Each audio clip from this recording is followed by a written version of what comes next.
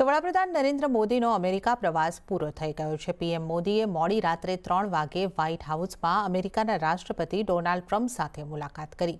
બંને નેતાઓ લગભગ 2.5 કલાક સુધી સાથે રહ્યા હતા।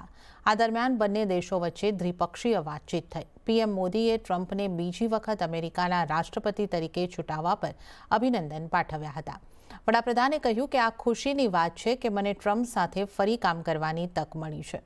જ્યારે ટ્રમ્પે ટેરિફ મુદ્દે પીએમ મોદીના વખાણ કરતા પીએમ મોદીને એક મજબૂત નેગોશિએટર ગણાવ્યા।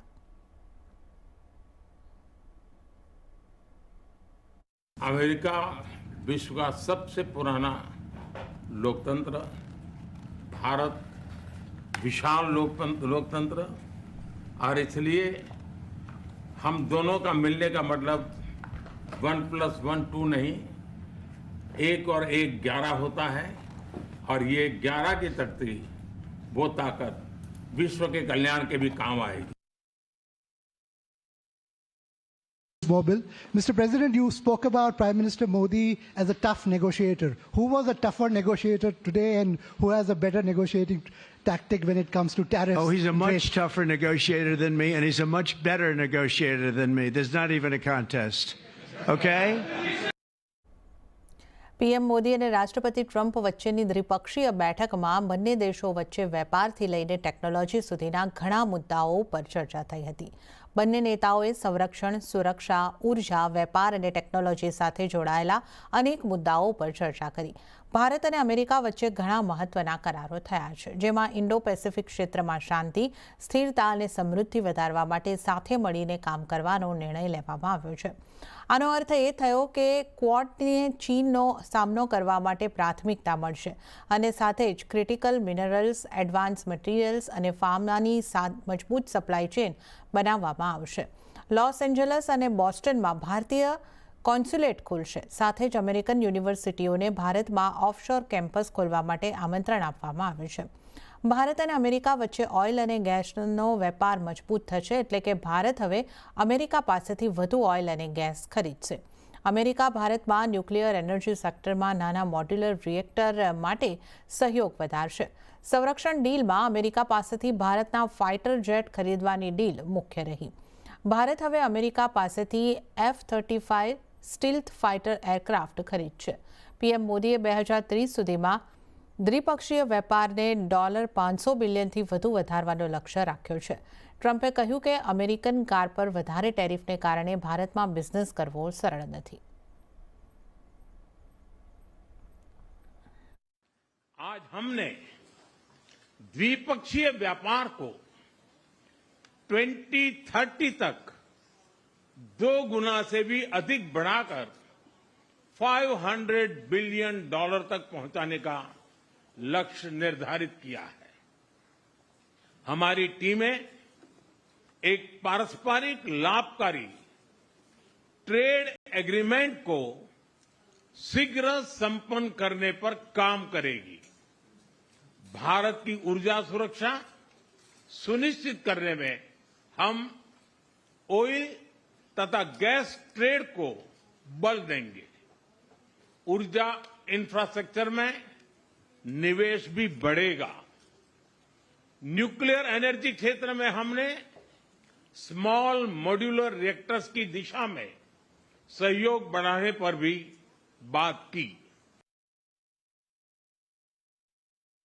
India imposes a 30 to 40 to 60 and even 70% tariff on so many of the goods, and in some cases far more than that. And as an example, a 70% tariff on U.S. cars going into India, which makes it pretty much impossible to sell those cars. Today, the U.S. Trade deficit with India is almost $100 billion, and Prime Minister Modi and I have agreed that we'll begin negotiations to address the long-running disparities that should have been taken care of over the last 4 years, but they didn't do that.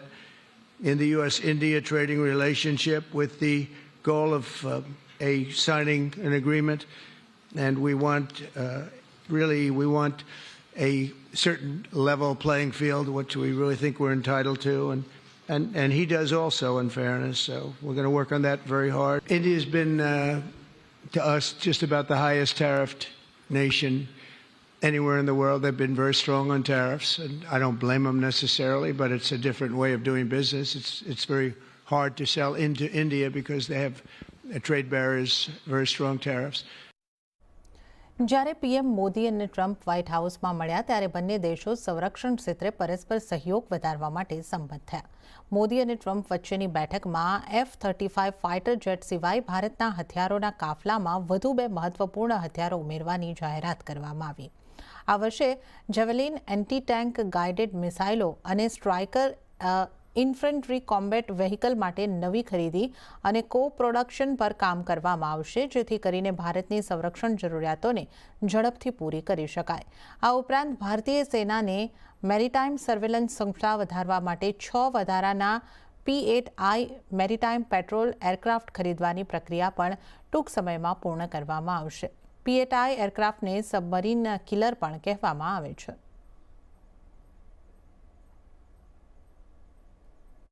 Defence preparedness में America की महत्वपूर्ण भूमिका है. Strategic और trusted partner के नाते हम joint development, joint production और ट्रांसफर ऑफ टेक्नोलॉजी की दिशा में सक्रिय रूप से आगे बढ़ रहे हैं. आने वाले समय में भी नई टेक्नोलॉजी और इक्विपमेंट हमारी क्षमता बढ़ाएंगे. हमने autonomous systems industry alliance launch करने का निर्णय लिया है. अगले दशक के लिए डिफेंस कोऑपरेशन फ्रेमवर्क बनाया जाएगा. डिफेंस इंटरऑपरेबिलिटी, लॉजिस्टिक्स, रिपेयर और मेंटेनेंस भी इसके मुख्य भाग होंगे. Starting this year, we'll be increasing military sales to India by many billions of dollars. We're also paving the way to ultimately provide India with the F-35 stealth fighters. In 2017, my administration revived and reinvigorated the Quad security partnership, and our meeting today, the Prime Minister and I reaffirmed that strong cooperation among the United States, India, Australia, and Japan.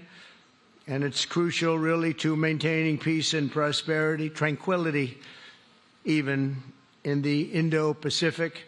In addition, the United States and India will be working together like never before to confront the threat of radical Islamic terrorism, a threat all over the world, actually. તો PM મોદીને મળવાના 2 કલાક પહેલા ટ્રમ્પે સમગ્ર વિશ્વમાં reciprocal tariff લગાવવાની જાહેરાત કરી. રેસિપ્રોકલ ટેરિફનો અર્થ એ છે કે જે પણ દેશ અમેરિકાના માલ ઉપર જેટલું પણ ટેરિફ લગાવશે, અમેરિકા પણ તે દેશના માલ ઉપર એટલું ટેરિફ લગાવશે.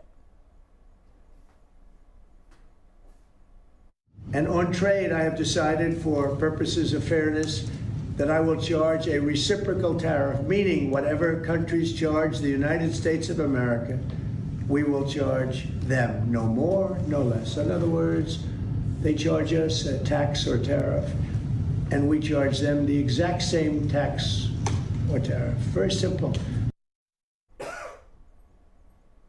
તો રાષ્ટ્રપતિ ટ્રમ્પે મુંબઈ હુમલાના આરોપી તવ્વુર રાણાના ભારત પ્રત્યાર્પણને મંજૂરી આપી દીધી છે. એટલે કે હવે ટૂંક સમયમાં 2008ના મુંબઈ હુમલાના આરોપી તહવ્વુર રાણાને ભારત લાવવામાં આવશે. ટ્રમ્પે કહ્યું કે અમેરિકા ઇસ્લામિક આતંકવાદ સામે લડવાનું ચાલુ રાખશે.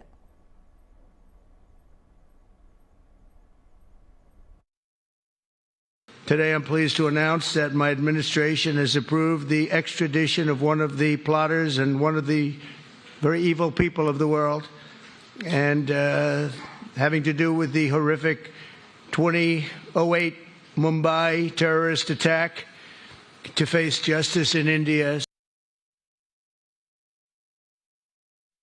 और मैं राष्ट्रपति जी का आभारी हूं. उन्होंने 2008 के जिसने भारत में नरसंहार किया था, उस मुजरिम को अब भारत के हवाले करने का निर्णय किया है. भारत की अदालतें उचित कार्यवाही करेंगी. તો આ સાથે જ પીએમ મોદીએ અન્ય દેશોમાં ઘૂસણખોરીના મુદ્દે નિવેદન આપતા કહ્યું કે ગેરકાયદેસર અન્ય દેશમાં રહેવાનો અધિકાર કોઈને નથી. ગેરકાયદેસર ભારતીયોને પરત લેવા ભારત તૈયાર છે. બંને દેશ આ મુદ્દે સાથે મળીને કામ કરશે. सवाल सिर्फ भारत का नहीं है, वैश्विक रूप से हम इस मत के हैं कि गैर कानूनी तरीके से जो लोग दूसरे देशों में होते हैं उनको वहां रहने का कोई कानूनी अधिकार तो है नहीं. जहां तक भारत और अमेरिका का सवाल है, हमने हमेशा कहा है कि जो वेरीफाइड होगा, कि जो सच्चे अर्थ में भारत का ही नागरिक होगा, वो अगर अमेरिका में गैर कानूनी तरीके से रहता है तो उसको वापस लेने के लिए भारत तैयार है. लेकिन बात हमारे लिए वहां से रुकती नहीं है. ये सामान्य परिवारों के बच्चे होते हैं, उनको बड़े बड़े सपने दिखाए जाते हैं और उनको ज्यादातर ऐसे होते हैं उनको गुमराह करके लाया जाता है. और इसलिए ये ह्यूमन ट्रैफिकिंग में जुड़े हुए पूरे इकोसिस्टम पर हमने वार करना चाहिए. और अमेरिका और भारत मिल करके हमारी कोशिश है और हमारी कोशिश रहनी चाहिए कि इस प्रकार की पूरी इकोसिस्टम को हमें जड़ मूल से नष्ट करना चाहिए. तो